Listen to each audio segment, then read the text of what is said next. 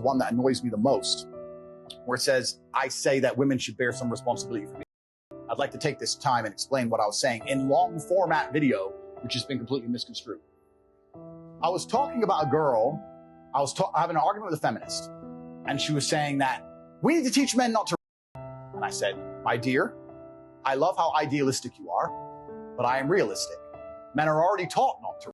She's like, no, we need to go and change language at school and rewrite history and do all the shit they're trying to do to make men weak, because they think that weak men don't.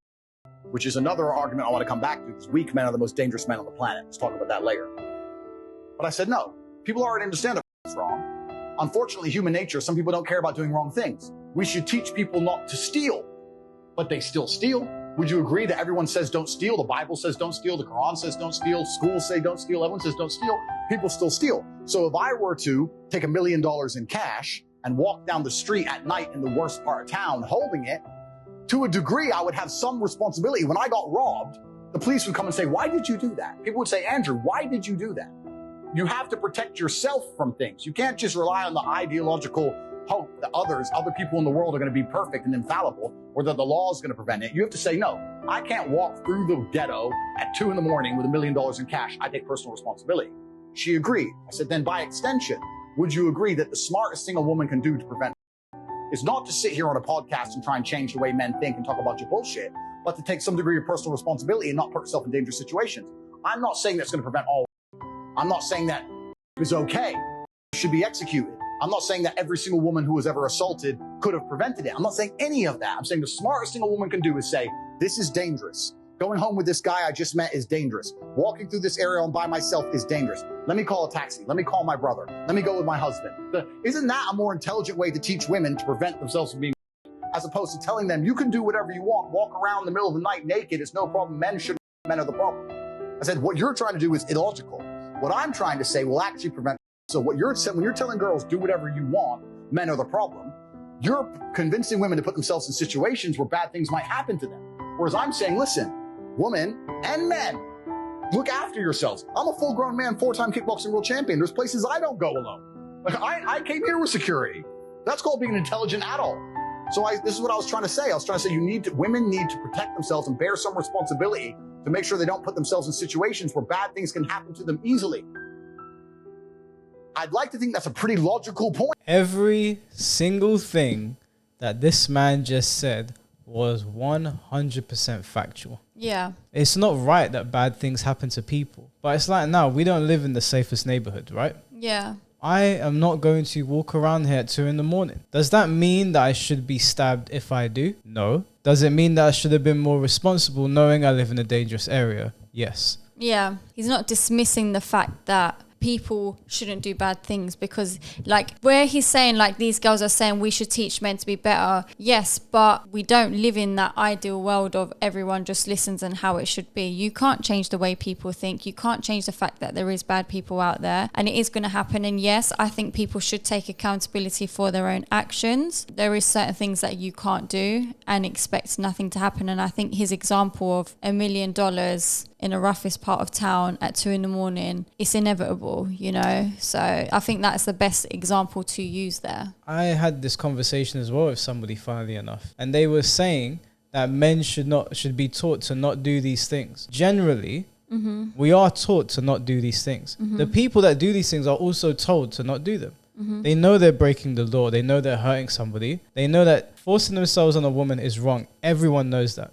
And these people know that because they hide from the law. They know they've done something wrong. They do it anyway. Do you know why? Yeah. Because imbeciles cannot be reasoned with. The reason that it's so important that the full clip was played there is that Andrew Tate, from as long as I can see, has been taken out of context massively. Yeah. Nothing that he has said in that 5-hour podcast did I disagree with. Absolutely nothing. Now, has he had opinions that I don't agree with personally? Yes. I listened to him on the Nelk Boys podcast. There were a couple of things he said that I disagree with. However, should you cancel him for that? Absolutely not. In no way, shape or form should someone like Andrew Tate be cancelled, but you have all of these sickos on YouTube and TikTok still. Plenty of them everywhere. I think that he is one of the most vilified people I have ever seen on the internet. I have never seen a campaign against one man so concentrated Yeah. based on clip culture. Clip culture is ruining our culture. They take something from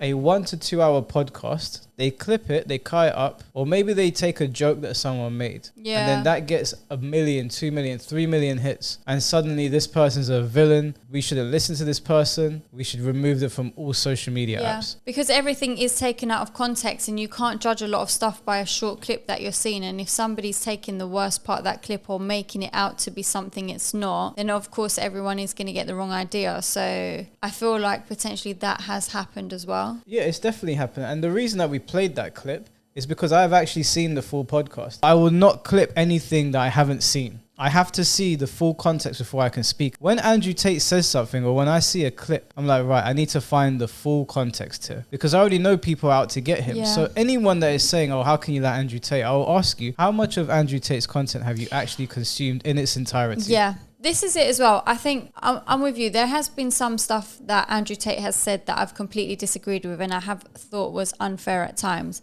However, whenever he speaks, he does always speak from a place of logic. Everything he says makes sense, and I believe that everything he says is true. It's got... he is a realistic person, and there is realism behind everything that he says. And So he isn't a realist? He is. Oh, he is? He is, yes. He's a realistic person. So he's not living in this ideal world of how everyone thinks life should be. He lays it out straight what it is, and a lot of people don't like him for that. Yes, a couple bits are wrong what he said, but overall... he talks facts. I'm not responsible for what every other man does as well. I hear women saying all the time, hold other men accountable. We can if we catch them, but I'm not in 10 places at once. There's no way you can catch every single man that's doing something wrong. We are generally taught to not do these bad things to women and just to people in general. But you have to acknowledge we have prisons because criminals are out there. There are people that are willing to break the law and they're willing to hurt you. You know what it is? Everyone thinks they're untouchable and everyone thinks that it can't or won't happen to them, but it could happen to anyone at any time. Or I'm not talking about rape, I'm talking about anything. All Andrew Tate has said here is you need to look out for yourself. Do not expect the world to look after you. Strong men will always look to protect women. That's what strong men do. Weak men will always seek to hurt women because they're weak of character. So they bully and they pick on the fairer sex. Also as well, like for anyone that has been through anything traumatic, he's not dismissing that at all. And he's even said it. He's not saying that every single person that's been through it is responsible and accountable. Don't go out by yourself late at night or don't go back with someone you've just met. There's risks that come with it all. But yes, some people may have had it happen to them with it not being their fault. And he has not dismissed that. So it's just like, don't think that he's not being sympathetic or understanding the reality of that these things can actually happen as well. I try my best to not fall victim to clip culture, but it's very difficult when everything is clipped these days. Those people with that are willing to do that and destroy someone's credibility like that and put some sort of accusation on them like that, those are the people that you need to watch out for. Clip culture is destroying our culture, and I would say to anybody that has a very strong opinion on anyone, even if you're right and even if you don't like them, if you do not have full context,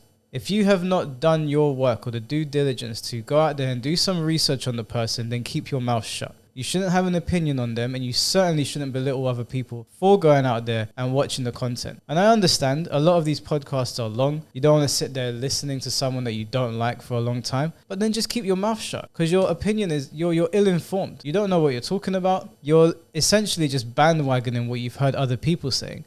You're reposting things that you don't really understand. You don't really know where they came from. When you actually sit down and listen to somebody speak and you try to digest what they're saying without getting triggered and try to understand where they're coming from, your life is going to be a lot easier. And it'll be a lot more fulfilling because you just won't be a part of the bandwagon or the sheep that are following suit. So in closing, I think Andrew Tate has been disgustingly taken out of context now that I've watched that 5-hour podcast, and I've also consumed a lot of his stuff that he's done. Obviously, I consumed a lot of it before, but there's certain things that even I think I fell victim to. And I can hold my hands up and say that, yeah, they got me with that clip. I should have looked into it more. I should have kept my mouth shut. I would highly recommend anyone watching that because it's not just about the things that he was accused of. You will learn a lot from listening to him talk. And it's impressive how somebody can talk for 5 hours straight, because he talks for 5 hours straight about so many different things. and it is very insightful. He's clearly a very intelligent man, and I hope he does well over on Rumble, which is another social media platform. I think he's got like 500,000 subscribers over there now. Yeah, I think he's educated himself very well. I don't think he talks from a place of just his own personal thoughts and feelings. I think he's actually educated on life. I think he likes to have a laugh as well. I think he says things, and we reacted to a video